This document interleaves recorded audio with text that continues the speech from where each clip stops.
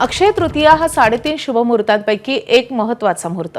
यानिमित्त सिद्धिविनायक मंदिरात गणपती बाप्पाला भक्तांनी अर्पण केलेल्या सोने चांदीच्या अलंकारांचा लिलाव सुरू आहे। सकाळी 11 ते संध्याकाळी 5 वाजेपर्यंत मंदिरात या कार्यक्रमाचं आयोजन करण्यात आलंय। आढावा घेतलेला आहे आमच्या प्रतिनिधींनी, आपण पाहूयात।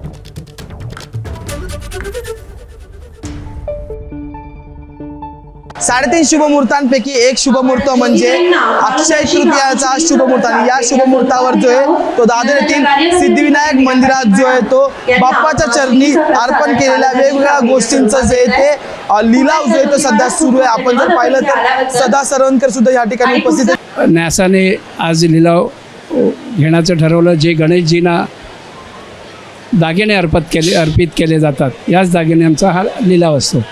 साधारणतः 60 ते 70 लाखाच्या दागिन्यांचा लिलाव हा आज होणार आहे। दागिन्यांची जी मूळ सोन्याची आजची किंमत आहे ही किंमत घोषित केली जाते आणि त्यानंतर लिलावात जो कोणी भक्तगण त्याच्या स्पर्धेत येईल आणि उच्चतम जी रक्कम असेल त्या रकमेला तो दागिना दिला जातो। साधारणतः याच्यावरती कारागिरीचे किंवा जे घडवले जातात दागिने त्याचे कुठलाही चार्जेस लावले जात नाहीत, त्यामुळे भक्तांना ते थोडे स्वस्त मिळतात।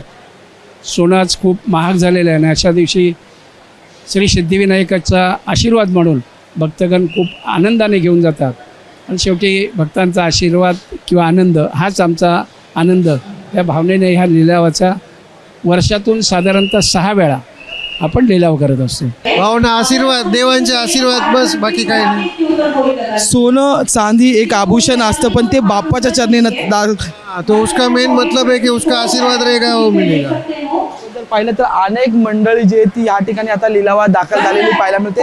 न्यासाकडून जे तो लिलावाची सुरुवात झालेली आपल्याला पाहायला मिळते। व्हिडिओ जर्नलिस्ट प्रशांत कदम सह मी अजय माने, एबीपी माझा, मुंबई।